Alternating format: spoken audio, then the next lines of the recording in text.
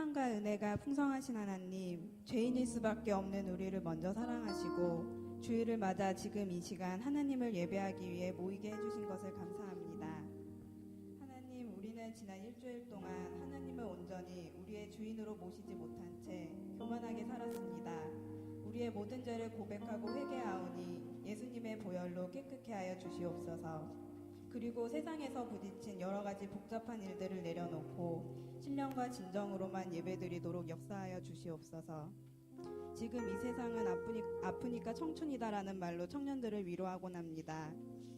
하지만 하나님, 우리들은 선택된 하나님의 백성임을 먼저 기억하게 해 주시옵소서.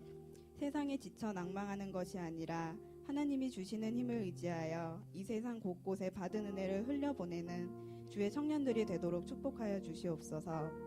아무것도 결정지어지지 않은 이 불안한 시기에 하나님을 온전히 의지하고 신앙의 반석을 견고히 하는 은혜의 시간들이 되도록 위로하시고 보살펴 주시옵소서. 주님이 허락하신 공동체 대학 오브를 위해 기도합니다. 말씀 전하실 목사님과 그 가정에 영육간 건강과 화목함을 허락해 주시고 목사님께 성령 부어주셔서 선포되는 말씀들로 우리의 자기중심성이 깨어지고 예수님을 닮아가는 삶을 결단할 수 있도록 도와주시옵소서. 예수님이 머리 대신 대학 오브 공동체를 위해 힘쓰는 지체들을 기억하시고 그 수고가 분주한 마음이 아니라 하나님을 향한 온전한 찬양이 될 수 있도록 은혜 허락하여 주시옵소서. GBS 시간에 세우미와 부르미가 서로 긍휼한 마음으로 서로를 섬기고 협력할 수 있도록 하시고 단순한 친목 모임이 아니라 주님이 주신 말씀으로 서로를 도전하고 격려할 수 있도록 은혜 내려 주옵소서. 대학 오브 예배 시간을 통해 주실 은혜들을 기대하고 사모합니다. 예수 그리스도의 이름으로 기도드렸습니다. 아멘. 예, 오늘 우리 함께 볼 말씀은 사도행전 2장 14절에서 21절까지 말씀입니다. 사도행전 2장 14절에서 21절까지 우리 함께 보겠습니다.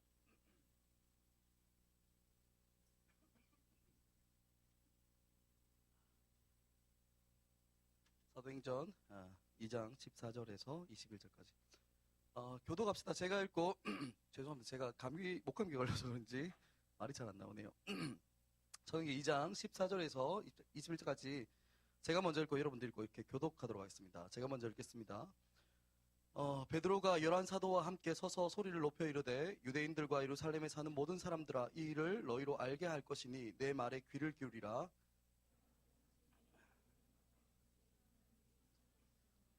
이는 곧 선지자 요엘을 통하여 말씀하신 것이니 일러스되 하나님이 말씀하신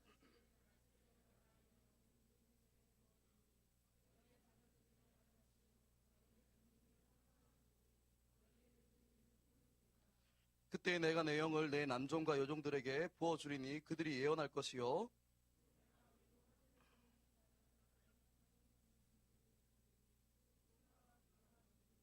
주의 크고 영원한 날이 이르기 전에 해가 변하여 어두워지고 달이 변하여 피가 되리라. 누구든지 주의 이름을 부르는 자는 구원을 받으리라 하였느니라. 아멘. 우리는 지금 계속해서 사도행전 말씀을 계속해서 보고 있습니다. 특히 지난주일에 함께 봤던 지난주부터 시작했던 게 사도행전 2장의 말씀이죠. 2장의 첫 부분은 성령께서 오순절 날에 120명의 사람들이 모여서 기도하는 곳 가운데 강림하신 사건 자체를 2장 첫 부분은 다루고 있습니다. 예수님의 말씀을 따라서 모여서 기도하는 무리 가운데 성령께서는 임하셨습니다. 급하고 강한 바람 소리와 불의 혀처럼 이렇게 갈라지는 모습으로 성령께서는 그들 가운데 임하였죠. 그렇게 임하였을 때 그들 가운데 사람들은 성령 충만을 받아서 성령께서 말하게 하심을 따라서 그죠? 다른 언어들로 하나님의 큰 일을 말하기 시작했습니다. 그런데 그때가 오순절이었습니다. 오순절은 이스라엘의 큰 명절이었다고 이야기했었죠. 그래서 천하 각국의 많은 사람들이 경건한 유대인들이라고 이야기했는데 왜 경건하다고 이야기하냐면 이스라엘의 명절이었기 때문에 그 명절을 지키고자 하는 하나님의 말씀에 순종하고자 하는 그런 사람들이었기 때문에 그렇습니다. 그래서 천하 각국의 많은 경건한 사람들이 예루살렘으로 모여 있었습니다. 예루살렘에 그렇게 모여 있습니다. 그런데 그렇게 천하 각국에서 와 있던 사람들은 아주 놀라운 일을 경험하게 되죠. 놀랍고도 신기한 모습을 보게 되었습니다. 딱 봐도 촌놈인데, 그죠? 갈릴리 시골에서 온 그 시골 촌뜨기 같은 사람들 한 120명 정도 이렇게 막 이게 정도가 모이는데 그들이 뭐라고 막 떠드는 모습을 그들이 보았습니다. 근데 그 소리를 들어보니까 각기 다른 말로 이렇게 다른 말로 다른 언어로 이렇게 이야기하고 있는 겁니다. 마치 뭐 우리 중에도 방언하는 사람들이 종종 있는 것 같습니다. 그런데 그 방언은 우리가 알아들을 수 없는 이야기죠. 중얼중얼 거리는 것과 다른 것이었습니다. 천하 각국에서 모여있던 사람들이었는데 그들의 귀에 익숙했던 그 언어가 그들의 귀에 들려왔던 겁니다. 자기가 태어난 곳의 말을 하고 있는 그 방언을 듣게 된 거죠. 그래서 9절부터 보면 우리가 지난주에 봤던 9절부터 11절까지 보면 굳이 성경은 그들이 어디에서 왔는지를 정확하게 하나하나 열거하고 있습니다. 어떤 사람들은 바드에서 왔다 그러고요. 어떤 사람은 메대에서 왔다 그러고 어떤 사람은 엘람, 어떤 사람은 메소포타미아, 어떤 사람은 로마 뭐 등등 이렇게 쭉 나와야 되는데 최소한 14곳에서 온 사람들이 어떻습니까? 자기가 온 곳의 방언, 자기가 태어난 곳의 방언을 듣게 되었습니다. 그 언어를 듣게 되었는데 이것은 놀랍고도 신기한 경험이었다고 이야기합니다. 그런데 그들이 그렇게 자기들이 난 곳의 방언들을, 자기가 태어난 곳의 방언들을 듣는 것보다 더욱더 놀라운 사실이 한 가지 더 있었는데 그들의 귀에 들려오는 그 이야기, 그 언어를 따라서 들려오는 그 이야기 때문에 더 놀랐습니다. 뭐냐면 그게 하나님의 큰일에 대한 이야기였기 때문에 그렇습니다. 그러다 보니까 그들은 놀랍다 못해서 당황하기까지 하는 겁니다. 그곳에 모여있던 사람들은 지금까지 태어나서 이런 일이 있었다, 뭐 이런 것들을 경험해 본 적이 없어요. 본 적도 없고, 어떤 지방에서 어떤 일이 있었는데 이와 비슷한 일이 있었던 소문을 들어본 적도 없었습니다. 난생 처음 보는 것이죠. 처음에는 갈릴리 어촌에서 온 사람들이 모여서 그냥 외국어를 하는구나, 신기하다, 뭐 그렇게 놀라기 시작했습니다. 그런데 더욱더 놀란 것은 그들이 말하는 하나님의 큰일, 그들 말 속에 담고 있는 그 내용이 하나님의 큰일이라는 사실을 알기에 더욱더 그들은 이해할 수 없었습니다. 그들의 경험으로 그것을 설명할 수 있는 방법은 이 사람들이 술에 취했다, 술에 취한 것밖에 없었습니다. 하지만 그냥 술에 취했다고 보기에는 좀 이상하니까 새술에 취했다라고 이렇게 이야기하는 겁니다.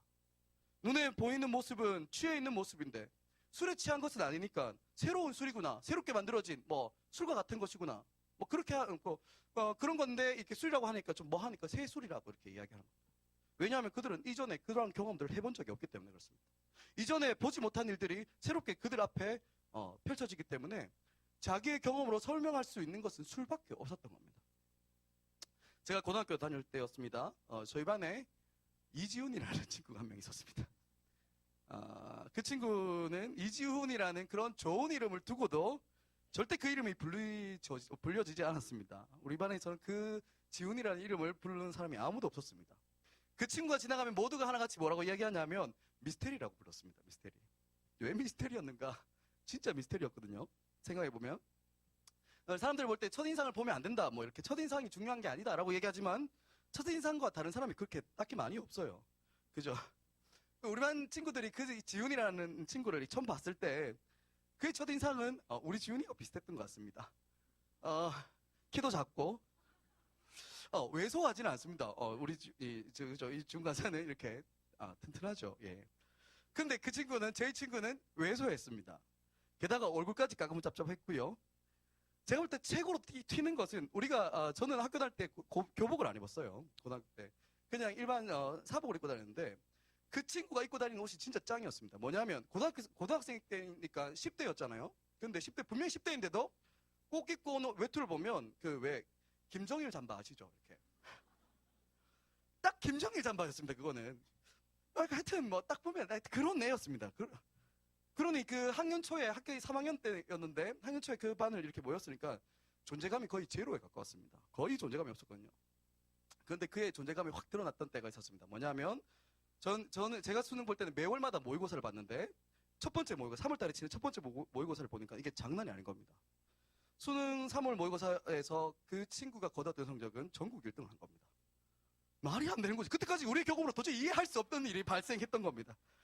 그죠? 공부 잘하는 아이들 우리 꽤 많이 봤잖아요. 그러니까 좀 키도 이렇게 좀 뛰고 이렇게 좀 그렇게 생겼잖아요. 근데 그 지훈이는 그렇게 절대 안 생겼더라고요. 키도 작고 왜소하고 얼굴도 까무잡잡하고 게다가 김정일 잠바 딱 입고 다니는 전국 1등. 이게 매치가 안 되는 겁니다. 그때부터 그 친구의 별명은 미스테리였습니다. 이해가 안 되죠. 이 미스테리는 이게 전국 1등이라는 이 놀라움도 깔려 있었지만 그거죠. 네가 이겁니다. 네가 이 조롱이 섞여 있는 거죠. 네가 왜? 이전까지 우리들의 경험, 자기의 경험으로 설명할 수 없었던 겁니다. 그런데 지금 이런 미스터리가 오순절날 예루살렘에서 120명이나 보이는 겁니다. 120명의 미스터리가 함께 막 이야기를 떠들고 있는 겁니다. 분명히 그들은 무식군인, 이 무식하다의 이 대명사인 이 갈릴리 오브 출신의 제자들이었습니다.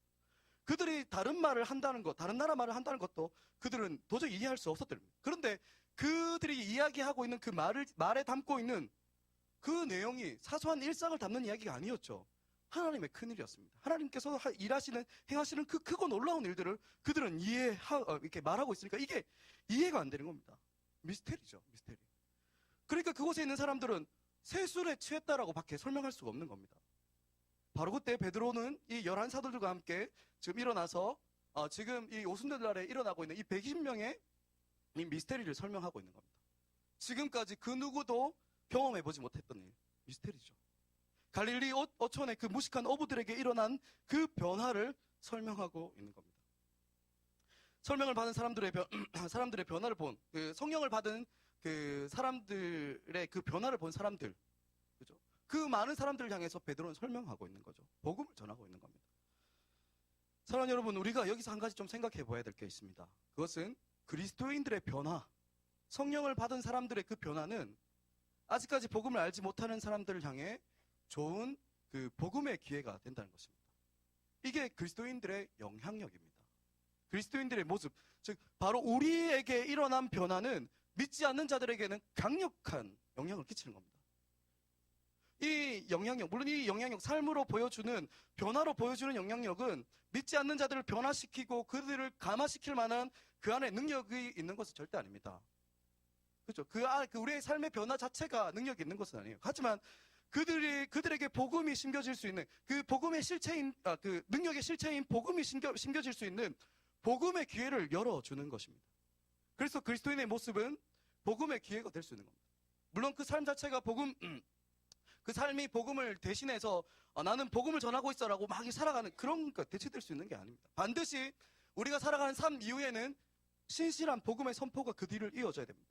그래야지 그 사람에게 복음이 심겨지는 것이죠. 하지만 우리의 삶을 통해 믿지 않는 자들이 이 복음을 향한 관심이 이렇게 그들에게 열려지고 그들의 마음을 이렇게 무장해제시킬 수 있는 아주 중요한 기회, 복음의 기회가 그리스도인의 변화된 삶을 통해서 드러나는 것입니다. 우리의 삶으로는 복음 자체, 예수 그리스도를 이야기할 수 없습니다. 보여줄 수 있는 것입니다. 하지만 복음으로 살아가는 삶은 바로 이런 것이다. 복음은 나를 이렇게 변화시켜 놓았다 라는 것을 보여주는 것이죠. 그리스도인들이 그의 삶에서 복음을 살아내므로 복음이 선명하게 드러나 믿지 않는 자들을 향해 복음의 길이 열리게 되어지는 것입니다. 사랑하는 여러분, 복음을 드러내는 것이 바로 그리스도인의 삶입니다. 복음의 기회를 만들어가는 것이 바로 그리스도인의 삶입니다. 하지만 제가 이렇게 이야기하면 언제나 오해하는 사람들이 나옵니다. 복음의 기회를 만드는 것, 그리스도인의 삶에 영향력을 끼치는 것을 탁월하고 유명해지는 것, 그것을 오해하는 사람들이 너무 많아요. 하지만 성경에서 말하는 그리스도인의 삶, 그리스도인의 변화, 그것은 결코 탁월해지고 유명해지는 것을 절대 말하지 않습니다. 무엇이 성경이 말하는 그런 영향력이냐? 그것은 그들과 전혀 다른 삶을 살아내는 그것을 이야기합니다. 그들 가운데 있지만 그들의 삶 가운데 여전히 똑같은 모습으로 살아가고 있지만 다른 것, 그들 가운데 있는 또 다른 예수 믿는 자들 가운데 있는 또 다른 다름을 이야기하는 것이 바로 성경에서 말하는 영향력입니다. 마치 오늘 본문에 나오는 제자들의 모습처럼 말입니다. 이들은 갈릴리 어부였습니다. 어촌의 어부였습니다. 그들은 오순절 성령께서 강림하실 때 성령의 충만함을 받았습니다. 사랑하는 여러분, 그렇게 성령의 충만함을 받은 이들에게 일어난 변화가 무엇이었습니까? 그들의 신분이 변화되었습니까? 그들이 귀족이 되었나요? 아니면 그 당시 많은 사람들이 그렇게 돈을 주고라도 갖고 싶었던 그 로마 시민권이 그들에게 생겨났습니까? 아니죠. 또 그들은 어부였으니까 갈릴리 어촌에서 매번 그물 던질 때마다, 고기 잡을 때마다 그물을 찢어질 정도로 많은 고기를 잡아 올렸습니까? 어획량이 탁월하게 높아졌습니까? 그래서 돈박스에 그게 앉아서 막 그렇게 쓰고 다녔습니까? 그들의 연봉이 대졸 초봉치고는 많은 금액을 받게 되었습니까? 그들의 직업이 당시 전도 유망한 그런 어떤 전문직, 스페셜리스트가 되었습니까? 그 분야의 1등이 되었습니까? 참 안타깝게도 우리가 추구하는 이 변화는, 우리가 예수 믿어서 가지고 싶어하는 그 영향력 따위는 제자들 가운데는 없었다는 겁니다. 제가 이렇게 이야기하고 나면 이 본문을 가지고 이렇게 이야기하는 사람들이 분명히 있습니다. 목사님, 그래도 이 제자들은 성령의 충만함을 받고 외국어가 유능해지지 않았습니까? 외국어의 달인 되지 않습니까? 뭐 이런 사람들 솔직히 답이 없습니다. 이런 사람들은.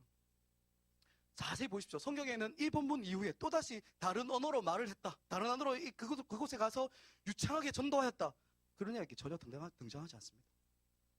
어쩌면 우리가 기대하는 모습처럼 우리가 예수 믿으면 주께서 이렇게 해주실 것이라는 그 기대에 부합한 모습은 성령의 충만함을 받은 제자들의 모습 속에서는 전혀 찾을 수 없습니다.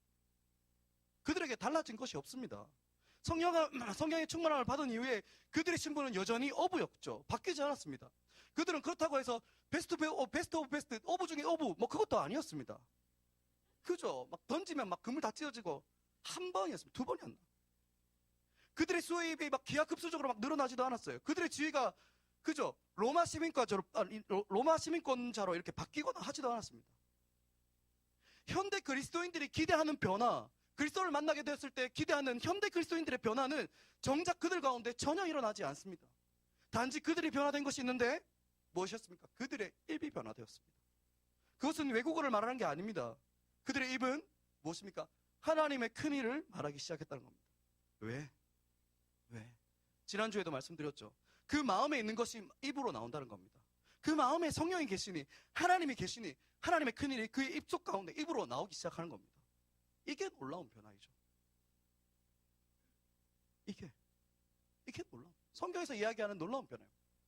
그리고 그 200만 명이 모였던 그 사람들이 주목했던 그 변화가 바로 이러한 변화입니다. 왜? 오순절이라는 그 명절에 그 예루살렘 죄송합니다. 예루살렘에 모였던 사람들이 약 200만 명으로 추상되고 있습니다. 그들의 많은 무리들 중 가운데 성령 충만 받은 사람은 120명이었습니다. 그들은 절대 타고난 사람이 아니었죠. 평범한 사람이었습니다. 그들의 일 중에는 그들의 능력이 출중하거나 비범함이 눈에 띌 만한 사람은 전혀 없었습니다. 평범한 사람이었습니다. 아니, 평범하다 못해서 그 시대에 뒤떨어져 보이는 그런 사람이 있기까지 했습니다. 그들이 말했을 때 아무도 그들을 알지 못했지만 이 사람이 갈릴리 사람이구나 라는 것들 다 알게 되었거든요. 갈릴리 어부 출신이었습니다. 경쟁력이라고는 하나도 없고 유명한 이름도 없고 어디 하나 흠모할 만한 것이 어떤 것도 없었습니다. 감사합니다. 예, 우리 이주은 간사님입니다. 그가 변화되는 친구도 미스터리일 겁니다. 그랬던 사람들입니다. 예루살렘에 모여 있었던 그 200명과 똑같이 살아가고 있었던 사람들입니다. 나은 것도 없고요, 더 탁월한 것도 없고요, 그들과 똑같이 그들의 일상을 살아갔던 사람들입니다. 삶에 찌들어 있고 취업이 안 돼서 우리처럼 전전긍긍하고 있고 어떻게 하면 조금 더 좋은 학교로 점프해볼까 하는 그런 사람들이었다는 이야기입니다. 우리 같은 사람들이었다. 정말 이거 이야기를 하고 싶은데 정말 간사들한테 미안합니다. 어제 이야기했던, 간사들과 함께 나누었던 이야기를 좀 나누어 볼까 하는데요. 어떤 사람이었냐면 우리 간사들 같은 사람들이었습니다. 집이랍시고 들어가면 곰팡이 냄새가 나서 그 가운데서 구질구질한 집에 들어가서 자기소개서 쓴다고 컴퓨터 앞에 탁 앉으면 남들보다 이렇게 탁월한 건 둘째치고 이력서 한 줄 쓸 게 없다라는 게 우리의 모습이지 않습니까? 자소서 한 줄 내올 게 없어서 전전긍긍하는 사람들이죠. 그래도 하나님께서 기회를 열어주셔서 뭐 이런 기회가 있었다고 합니다. 연봉 5천이 되는 어떤 회사에 들어갈 수 있는 것처럼 보였는데 그 기회가 아무 이유 없이 사라졌다는 겁니다. 어이없는 상황이죠. 하나님께서 함께 계시면 그 상황이 나한테 더욱더 뚜렷하게 다가와야 되는데 사라진 거예요. 아무 이유 없이. 우리는 현실입니다. 그렇다고 해서 어렵게 취업해서 너무나 감사한데 여기 들어와서 복음을 살아내는 것 생각하기도 힘들죠. 믿음, 복음을 살아낸다, 복음이 드러난다 이런 건 커녕 내 믿음 지키기가 급한 사람들, 그 현실, 넘을 수 없을 것 같은 그 큰 벽처럼 느껴지는 그것을 느끼며 그 짐을 안고 살아가는 평범한 삶을 살아가는 게 우리네 그리스도인들의 삶입니다. 내 앞길이 잘 될 거야, 너는 가능성이 있어, 하나님께서 너를 축복하실 거야. 물론 맞습니다. 축복하실 겁니다. 하지만 내 앞길, 내 미래, 당장 오늘 내가 예수 그리스도를 주라고 시인하고 그것을 부인하지 않고 살아가는 것, 그 믿음을 지키는 것조차 어려운데 나의 미래, 내 가능성, 그게 무슨 이야기입니까? 예수 믿으면 보장되어지는 장밋빛 인생은 귀에 들리지도 않죠. 이게 바로 갈릴리 어부 출신의 제자들의 모습이었습니다. 200만 명 중에 전혀 돋보이지도 않고 그들과 똑같이 현실이라는 그 장벽 앞에서 전전긍긍하며 살아가는 사람 중에 끼어있는 사람들이 바로 제자들이죠. 그것이 바로 우리의 모습입니다. 그런데 무슨 일이 일어났습니까? 그들 위에 성령이 부어진 것입니다. 그들 가운데 성령이 부어지신 겁니다. 그들의 삶으로 성령 하나님께서 들어오셨고 성령이 그들 중심에 점령하기 시작했다는 겁니다. 성령의 충만함을 받았습니다. 그때 일어난 그들의 변화가 뭡니까? 그때 일어난 그 결정적인 변화, 결정적인 다름이 무엇입니까? 그들의 외연은 달라진 게 하나도 없습니다. 전혀 없습니다. 하지만 그들의 중심에 성령이 부어지니까 성령이 그들 가운데, 그 가운데 중심에 지배하기 시작하니까 그들의 상황을 뛰어넘어 그들의 입에는 무슨 이야기가 나옵니까? 하나님의 큰일이 나오기 시작하는 겁니다. 입으로 쏟아지기 시작합니다. 그 마음 가운데 하나님의 큰일이 가득 차 있게 되어지는 겁니다. 예수 그리스도의 오심과 그분의 사심과 죽으심과 부활하심을 통해서 그것을 통해서 드러나는 그 하나님의 사랑과 놀라운 구원의 능력이 그 제자들 마음 가운데, 그 중심 가운데 가득 차서 그것을 말하지 않고서는 견딜 수 없는 그들이 되어버린 겁니다. 그들의 입에서 나오는 하나님의 큰일, 어쩌면 그들의 삶의 모습과 외연의 모습과 전혀 매치되지 않는 것입니다. 그들의 입에서 나올 만한 이야기가 전혀 아니죠. 그들은 예수님께서 잡히시기 전날 밤에, 예수님께서 잡히시기 전에 어땠습니까? 누가 더 크냐, 누가 더 큰 자리를 앉을 것이냐, 그거 가지고 다투었던 사람들이었습니다. 나쁜 놈들이죠, 이게. 자기 옆에 모시고 있는 선생이 더 잘 되어질 거 보니까 당연히 연공서열을 따지고 막 그러고 있는 겁니다. 누구나 하는 것처럼. 예수 옆에 있다고 해서 뭐 마음이 달라진 게 없었던 사람들입니다. 모두가 그렇게 똑같이 서로 싸웠던 사람들이 바로 예수의 제자들이었습니다. 게다가 그들이 살아온 배경도 갈릴리의 작은 고깃배를 그 작은 고깃배에서 고기나 잡고 있었던 사람들이었습니다. 무지렁이 어부였습니다. 그런데 그들의 입 속에서 하나님의 큰일 나올 만한 게 아니죠. 하나님의 큰일을 다루려면 적어도 제사장들이나 그 당시의 종교 지도자들, 아니면 지방관리 정도 되어야지, 아니면 모든 사람들의 이목을 이렇게 끌만한 그런 영향력을 발휘할 수 있는 사람들의 입에서 나와야지, 아, 하나님의 큰일이 있구나라고 그런 의미 있어 보이는 것 같은데, 그런데 무지렁이 그 갈릴리 출신의 어부들의 입속에서 그렇게 나오는 겁니다. 현실에 전전긍긍하며 눈앞에 그 자기의 필요와 상황에 급급하던 그런 보통 사람들, 평범한 사람들, 잘난 것 하나 없는 사람들, 그런 사람들이 하나님의 큰일을 이야기 시작하니까 이게 말이 안 되는 겁니다. 왜? 똑같이 살아가지만, 똑같은 삶의 현실 속에 살아가지만 다른 가치가 그 마음과 그 삶에 드러나는 뚜렷한 다름을, 뚜렷하게 구별되어짐을, 이걸 거룩이라고 이야기하죠. 그들과 다름을 예루살렘에 모여있던 수많은 사람들, 그 120명의 소수인 그리스도인에게서 발견했다는 겁니다. 이 다름 때문에 그들의 삶에 주목하고 있고, 이 다름 때문에 그들의 말하는 그 이야기에 주목하고 있는 것입니다. 여러분, 이 책을 기억하시는 분 있을 겁니다. 그 청년 바보 의사라는 책. 그렇죠? 그 청년 바보 의사라는 책에서 우리가 주목하는 것이 무엇입니까? 그가 의사였다는 거? 그런 생각은 저쪽에 중딩이나 고딩들한테 줘버리십시오. 사실 의사는 많습니다. 게다가 그는 뭐 이렇게 탁월한 의사도 아니었던 것으로 기억합니다. 정확히 기억은 안 나지만, 실력이 막 출중해서 막 장래가 총망대고 그런 사람이 아니었던 거예요. 그저 그런 많은 의사 중에 한 사람이었죠. 그런데 그 책을 읽고 나면 사람들이 주목하는 게 무엇입니까? 다르다는 겁니다. 그 다름이 선명히 드러나니까 그 삶에 주목되어지는 겁니다. 사람들이 주목하는 거죠. 그런데 그 다름이 무엇이었습니까? 탁월함이 아니죠. 그 다름이 높음이 아니었습니다. 그 다름이 유능함이 아니었습니다. 그 다름이 더 많이 가진 게 아니었습니다. 그 마음 가운데 있는 예수 그리스도가 있기에 거기에서 나오는 다름이 무엇이었습니까? 다른 의사들과, 그 많은 다른 의사들과 구별되어지는 삶을 살아내게 하는 것입니다. 그리고 그것이 복음의 기회가 되는 것이죠. 그렇다면 우리가 복음의 기회로 사용되어질 수 있는 것이 무엇입니까? 좋은 명문대에 다니는 대학생, 좋은 학점, 누구와도 비교 안 되는 탁월한 토익 점수, 이력서를 쓰면 쓸 칸이 없을 정도로 화려한 이력 경력, 부럽죠. 예. 내가 다니는 직장의 그 네임밸류, 대학생 많습니다. 좋은 학교 다니는 학생들도 많고, 나만 빼면 다 좋은 학점 받는 것 같고, 나만 빼면 다 좋은 토익 점수가 누구나 다 가지고 있는 것 같습니다.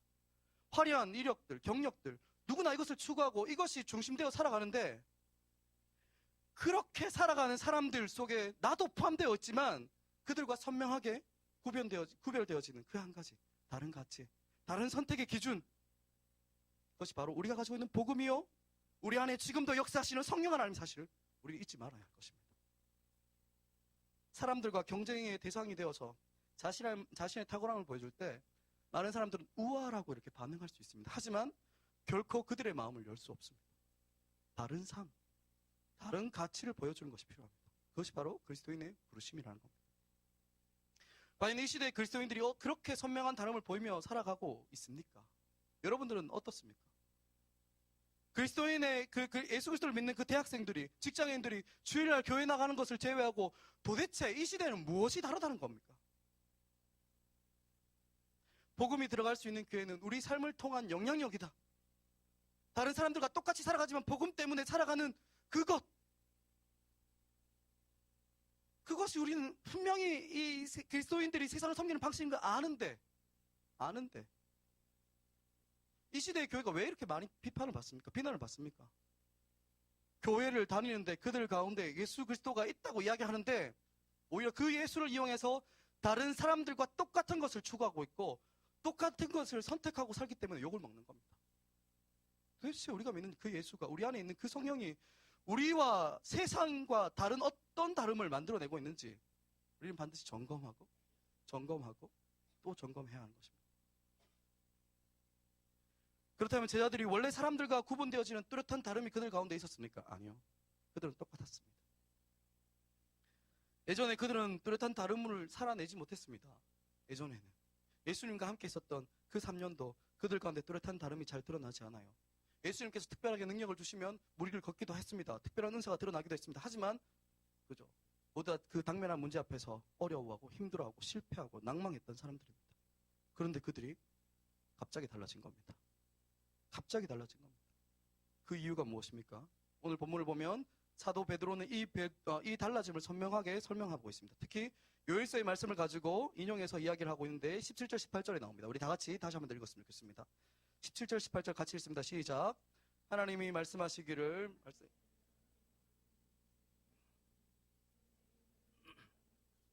너희의 젊은이들은 환상을 보고 너희의 늙은이들은 꿈을 꾸리라.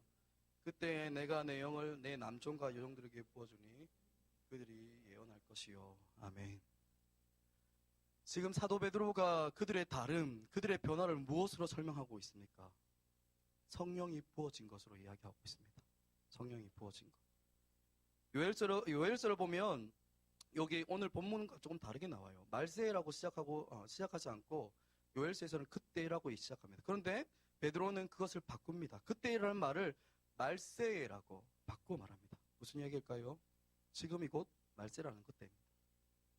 이스라엘이 기대하고 있는 회복의 때, 그 말세가 그때라고 사람들은 다 알고 있는데 하나님 나라가 임하여서 자유가 선포되어지고 억눌렸던 것들이 해방되어지는 그때가 바로 지금이라고 베드로는 이야기해 주는 겁니다.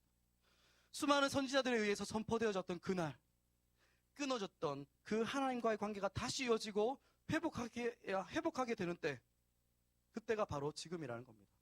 물론 이전에도 하나님은 계셨습니다. 성령님께서도 그 이전에도 일하셨습니다. 하지만 그때에는 왕이나 선지자나 제사장 등과 같은 특별한 임무와 사명이 있던 사람들, 그들에게만 제한적으로 하나님은 역사하셨습니다. 그들에게 임하시고 그들을 통해서 일하셨습니다. 제한적으로. 그나마도 그 사명과 그 하던 일이 끝나고 나면 무엇입니까? 그 임재를 그 사람에게서 거두어 가십니다. 그것이 구약에서 하나님께서 역사하셨던 일하심이었습니다. 그런데 지금은 어떻게 되었다고 이야기합니까? 성령이 부어지는데 누구에게? 모든 육체에게. 여기서 자녀들이라고 하는데 여기 영어 성경을 보면 boy and girls라고 이야기합니다. 남자와 여자 아이들, 남녀를 다 이야기하는 거죠. 자녀들에게, 젊은 자들에게, 늙은이들에게 성령이 부어진다고 이야기합니다. 퍼붓는 것이죠. 그리고 남종과 여종 할 것 없이 부어지는 겁니다. 남종, 여종, 그죠? 그 당시 뭐 어떤 주석을 보면 당시에 종이라는 신분은 유대인들은 유대인들을 종 삼지 않는다고 얘기했으니까 이방인들을 이야기하는 거겠죠. 이방인들까지 모든 사람들에게 부어진다는 겁니다. 단 예수 그리스도를 주로 고백하는 믿음만 있기만 하면, 예수 그리스도를 주로 고백하는 믿음만 있기만 하면 그 누구라도 남녀노소 신분을 뛰어넘어서 보편적으로 성령을 부어주시는 그 일들이 지금 일어나고 있다는 것을 사도 베드로는 이야기하는 겁니다. 구약에서는 특별한 자들 가운데 임하셨던 하나님이 뭡니까? 지금 성령께서 교회에 부어주신 이후에 뭡니까? 보편적으로도 그 하나님을 누릴 수 있다고 이야기하고 있는 겁니다. 그 말이 무엇입니까? 이제는 누군가를 통해서 하나님께 나가는 것이 아니죠. 예수 그리스도를 믿는 자들은 누구라도 하나님과 생생한 만남, 그 친밀함을 누릴 수 있게 되었음을 이야기해 주는 겁니다. 지금 오순절에 일어나는 이 성령 강림은 모든 사람들이 하나님께 나아감을 얻고 하나님이 현저하게 가까워지고 있다는 사실들을 이야기해 주는 거죠. 멀리 있었는데 하나님이 가까워졌다는 겁니다. 예전에는 다른 누군가를 통해서 주님을 알았고 주님의 거룩한 다스림을 받았지만 이제는 뭡니까? 성령이 우리 가운데 임하시고 난 다음에, 부어주시고 난 다음에 그분이 직접 내 가운데 오셔서 우리를 다스리시고 우리를 통치하심을 경험하게 된다는 이야기입니다. 하나님의 다스림이 우리 마음에 직접 임한다는 겁니다. 하나님이 여러분들 가운데 지금 임하고 있다는 사실입니다. 이스라엘 사람들이 생각하는 첫 번째 오순절은 시내산에서 있었던 사건들을 이야기합니다. 모세가 율법을 받는 사건이라고 믿어왔습니다. 왜냐하면 6월절 이후에 50일이 오순절이었거든요. 즉 이거를 그 시대의 역사로 보면 이스라엘이 애굽에서 출애굽하던 그 당시를 6월절로 봅니다. 그리고 50일이 지난 시점, 바로 시내산에서 모세가 율법을 받는 일을 그들은 믿습니다. 회상하는 겁니다. 그 가운데 하나님은 분명히 내가 너희의 하나님이 되고 너희가 내 백성이 될 것이다 라고 말씀하시면서 말씀으로 모세에게 율법을 주십니다. 두 돌판에다 주시죠. 그 위에 어떻습니까? 하나님은 모세를 통해서 혹은 다른 레인들과 아니면 제사장들을 통해서 혹은 기름 부은 자들을 통해서 하나님을 알게 되어지고 경험하게 되었습니다. 때로는 제사장을 통해서 하나님께 나아감을 얻게 됐고요. 때로는 선지자를 통해서 하나님의 마음이 그들 가운데 전달되어졌습니다. 때로는 왕을 통해서 하나님의 다스림이 그들 가운데 경험되어졌습니다. 하지만 그 하나님의 율법과 하나님의 언약이 깨어지고 난 다음에 그 관계가 깨어졌을 때 하나님 다시 한 번 더 선지자들을 통해서 그 관계의 회복을 약속하셨는데 그 약속을 에레미야는 이렇게 이야기합니다. 그러나 그날 후에는 내가 이스라엘 집과 맺을 언약은 이러하니 곧 내가 나의 법을 그들의 속에 두어 그들의 마음에 기록하여 나는 그들의 하나님이 되고 그들은 내 백성이 될 것이다. 여호와의 말씀입니다. 예전에는 시내산에서 율법을 받은 사건이 첫 번째 오순절이었다면 지금 성령께서는 무엇입니까? 그들을 통해서, 모세를 통해서, 레인을 통해서 나온 게 아니라 지금 성령께서는 예수 그리스도를 주로 고백하는 자들 그 마음 가운데 오셔서 하나님께서 직접 오셔서 하나님의 법을 그들 가운데 알려주고 그 마음판에 새기고 그 마음에 하나님의 다스림이 드러날 수 있도록 그렇게 역사하신다는 게 바로 오늘 베드로가 이야기하고 있는 겁니다. 이것이 바로 우리가 살아가는 이 시대에 일하는 하나님께서 일하시는 방식이라는 겁니다. 하나님이 멀리 있어서 다른 누군가 리더를 통해서 혹은 목사를 통해서 아닙니다. 여러분들 예수 그리스도를 주로 고백하는 여러분들 마음 가운데 성령 하나님께서 계셔서 말씀해 주신다는 사실입니다. 누군가를 통해서 자신이 보여지는 것이 아니라 오순절에 성령이 우리 가운데 부어지심으로 우리는 더욱더 뚜렷하게 하나님을 경험할 수 있고 더욱더 현저하게 하나님과 가까워질 수 있는 은혜가 우리 가운데 있게 되었다는 겁니다. 사랑하는 여러분, 하나님과 내가 함께한다는 생각을 한번 해보신 적이 있습니까? 상상해 보신 적이라도 있습니까?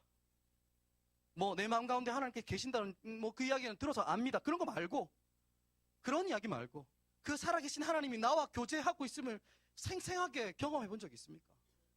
경험이 없다면 한번 생각이라도 해보십시오. 상상이라도 해보십시오.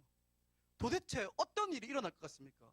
그 하나님이 내 마음 가운데 들어오신다면, 내 가운데 들어와 계신다면 어떤 일이 일어날 것 같습니까? 우리는 찬양을 통해서 간혹 이렇게도 이야기합니다. 주님의 마음 우리 가운데 채워달라고 이야기하지만 정작 진짜 우리 하나님께서 이 가운데 계시면 이미 채워져 있는 그 하나님의 마음을 나는 과연 담아낼 수 있을까? 생생하신 하나님, 크고 놀라우신 하나님, 그 은혜와 능력의 하나님이 나와 함께 한다는 사실을 저는 이런 거 이야기할 때마다 설교자로서 답답해 죽습니다. 왜냐하면 제가 알고 경험했던 그 이야기를 어떻게 말로 표현할 수가 없기 때문에 도저히 제 입으로 담아낼 수 없는 그 감격과 벅참이 내가 내 마음 가운데, 우리 마음 가운데 분명히 있는데 담아내지 못하니까 너무 답답한 겁니다. 이 땅을 창조하시고 운행하시고 능력으로 이끌어가시는 그분이 나를 너무 사랑하신다는데, 나와 함께 하신다는 그 사실을 여러분 생각해 보신 적 있습니까? 경험해 보신 적 있습니까? 하나님의 그 무한하심이 정말 이 작은 내 가슴에, 이 좁아 터진 내 가슴에 들어온다는 게 이게 감당이 안 되는 겁니다. 마음이 벅차서 담아낼 수가 없는 겁니다. 그런데 놀라운 사실은 이러한 하나님이 그 성령을 통해서 우리 가운데 부어주신다는 겁니다. 폭포수처럼. 그렇게 성령이 우리 마음 가운데 부어지시면, 우리의 심령 가운데 성령이 부어지면 어떻게 된다고 이야기합니까? 자녀들은 예언한다고 이야기하고요, 너희의 젊은이들은 환상을 보고 너희의 늙은이는 꿈을 꾸게 된다고 이야기합니다. 그리고 내 남종과 여종들은 예언한다고 이야기합니다. 성령이 교회 가운데, 성도들 가운데 부어지게 될 때 가장 큰 특징이 바로 이것입니다. 예언하게 되고, 환상을 보게 되고, 꿈을 꾸게 되고, 예언하게 되는 겁니다. 제가 이렇게 이야기하면 벌써 시험 드는 사람들이 있을 겁니다. 예언을 한다니. 그럼 앞에 일을 맞추고 장래 일을 이렇게 깬또 찍을 수 있다는 건가? 그런 사람들 없을 줄로 저는 믿습니다. 예언은 이런 것이 아니죠. 성경에서 말하는 예언은 이것이 아닙니다. 예언은 앞에 일들이 일어나는 것을 맞추는 것, 점치는 것이 아닙니다. 성경에서 말하는 예언은. 성경에서 말하는 예언은 하나님의 그 감추어져 있는 말씀과 그 말씀으로 인해서 인해 밝히 드러나는 그 하나님의 마음을 선언하고 이야기하는 것. 사람들이 알지 못하는 그 하나님의 마음을 이야기해내는 것. 그것을 예언이라고 합니다. 말씀을 통해서 이야기하는 거죠. 그래서 선지자들, 애적에 선지자들 했던 일들 중에 가장 중요한 일은 앞니를 맞추고 그런 게 아니었습니다. 하나님의 마음을 뭡니까? 그들의 백성 가운데, 그들 가운데 밝히 드러내 보여주는 것. 그것이 선지자들의 일이었습니다. 기름 부음을 받은 자들에게 주어진 일이었습니다. 그런데 성령이 부어져서 뭡니까? 너희 자녀들은 예언할 것이요 라고 이야기합니다. 자녀들, 어린아이들이, 남자와 여자아이들이 그 일을 한다는 겁니다. 그리고 성령이 너희 남종과 여종에게 부어지게 되면 그들도 동일하게 하나님의 마음을 깨닫게 되어지고, 그 깨달은 하나님의 마음을, 하나님의 말씀을 그들이 예언한다고 이야기합니다. 선언한다고 이야기합니다. 그리고 이어서 젊은이들과 늙은이들은 환상과 꿈을 꾼다고 이야기합니다. 여기 나오는 꿈과 환상도 예언과 비슷합니다. 뭐냐면 하나님께서는 구약에서 선지자들에게 자기 마음을 보이시고 말씀을 주실 때 어떻게 하십니까? 꿈과 환상을 통해서 자기의 마음을 보이십니다. 그들에게 말씀을 주시는 방법이 바로 이 꿈과 환상입니다. 그렇다면 오늘 본문을 어떻게 이해해야 됩니까? 오늘 본문에 나오는 이 젊은이들과 늙은이들이 꿈과 환상을 본다는 거, 하나님의 그 깊은 마음, 이 세상을 향해서 밝히 드러나고 있지 않는 숨겨진 그 하나님의 뜻과 의지들이 뭡니까? 말씀을 통해서 그들이 알게 된다는 이야기입니다. 그게 꿈과 환상입니다. 하나님의 성령이 임한 그곳에 하나님의 마음이, 하나님의 말씀이 깨달음을 통해서 밝히 드러나게 된다는 겁니다. 그게 성령이 임하게 됩니다. 그런데 그 마음과 깨달은 말씀을 어떻게 합니까? 예언하게 된다고 이야기하죠. 깨달은 그 마음을 알려주고 이야기한다는 겁니다. 하나님의 말씀을 깨달을 뿐만 아니라 그 마음의 비밀을 깨달아서 내가 밝게 할 뿐만 아니라 뭡니까? 그 이야기를, 그 하나님의 마음을 선포하는 일들이 이야기되어진다는 겁니다. 하나님의 말씀들이 깨달아지면 그 마음에 주의 마음으로 가득 차게 되어지고, 그 주의 마음이, 하나님의 마음이 그것을 입으로 통해서 선포되어지기 시작한다는 겁니다. 그런데 그 일을 누가 한다는 이야기입니까? 자녀들과 젊은이들과 늙은이들과 남종과 여종 모두가 다 그 일을 한다는 겁니다. 누구나 그 깨달은 말씀, 누구나 그 하나님의 마음을 말하고 선언하기 시작한다는 겁니다. 하나님의 마음이 특정한 사람들에게만 알려지는 게 아니라 예수 그리스도를 주로 고백하는 모든 자들에게 깨달아 밝히 알게 되어지고, 그 깨달아진 말씀을 그 성도들의 입으로, 삶으로 세상을 향해서 가르쳐지기, 선언되어지기 시작한다는 겁니다. 이것이 바로 오순절 사건의 핵심입니다. 구약과는 다르죠. 구약과는 정말 다릅니다. 모든 이들의 마음에 하나님의 말씀이 깨달아지기 시작한다. 모두가 그 깨달은 말씀을, 그 말씀을 가르치고 선언하기 시작한다는 거, 이건 구약 사람들이, 예전 사람들이 상상도 하지 못했던 일입니다.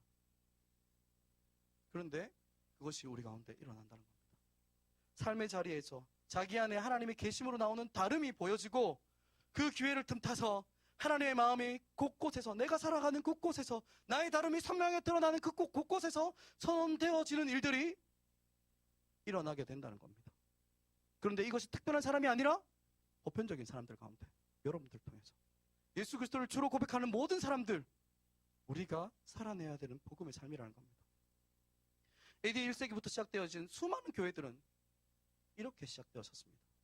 사도들이 곳곳을 돌아다니면서 교회를 이루고 복음을 전하기 시작한 것이 아닙니다.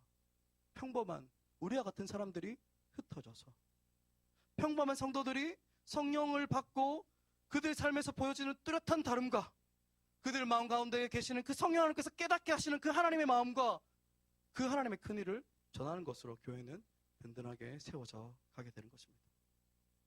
말씀을 맺겠습니다. 사랑하는 여러분, 저는 저희 대학 고부가 이러한 공동체가 되어지길 간절히 소망합니다. 다른 탁월한 사람들이 많이 나오고 누가 봐도 예쁜 사람들, 잘난 사람들 많아지고 좋은 대학을 다니고 좋은 직장을 다니고 전문직을 하는 사람들이 그들의 자리에서 빛을 내며 살아가는 것도 너무나 중요합니다. 하지만 저는 그리스도가 기준되는 공동체가 되어지길 간절히 소망합니다. 대학 고부 자체만, 대한민국이 아닌 이 세계의 1%가 되기 위해서 애쓰는 사람들이 모여서 그의 꿈을 이루기 위해서 예수를 이용하고 교회를 이용하는 사람들이 모인 공동체가 되어지는 걸 우린 철저하게 거부해야 됩니다. 그것이 아니라 내가 살아가는 삶의 현장에서 믿음을 고백하며 탁월함이 아니라 나의 중심이 다름을 드러내고 살아가는 그런 공동체, 성도들이 우리 공동체였으면 좋겠습니다. 그리고 우리 가운데 계시는 세상은 알래야 알 수 없는 그 성령의 충만함을 받아서 깨달아진 마음과 하나님의 그 말씀과 그 말씀을 내가 살아가는 그곳에서 전하며 살아가는 우리 공동체가 되어지길 간절히 소망합니다. 우리가 따라갈 분은 오직 예수밖에 없음을 고백하는 자들이 이곳에서 일어나기를 간절히 소망합니다.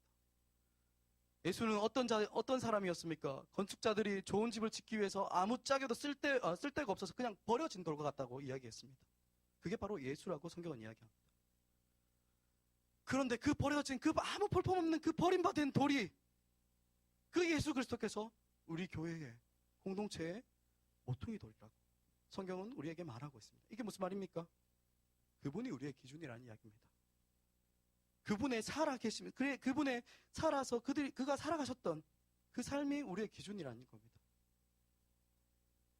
우리 중에 혹시 대리석이나 삐까번쩍한 그런 돌이 되길 원하시는 분 계십니까? 우리가 따르는 그 예수 그리스도는 흔하디 흔한 길거리에서 쉽게 발에 채이는 돌이셨음을 여러분 기억하시기 바랍니다. 그리고 우리는 그 버려진 돌 옆에 나란히 놓여진 또 다른 돌임을 여러분 잊지 마시기 바랍니다. 우리 함께 기도합시다. 우리 함께 시간 말씀을 가지고 기도했으면 좋겠는데요.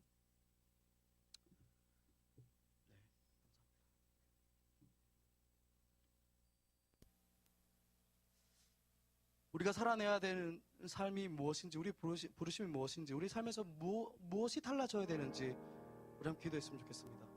하나님, 나의 삶은 예수 그리스도를 믿는 자들이나 믿지 않는 자들이나 하나님 똑같은 삶의 현장에서 살아갑니다. 여전히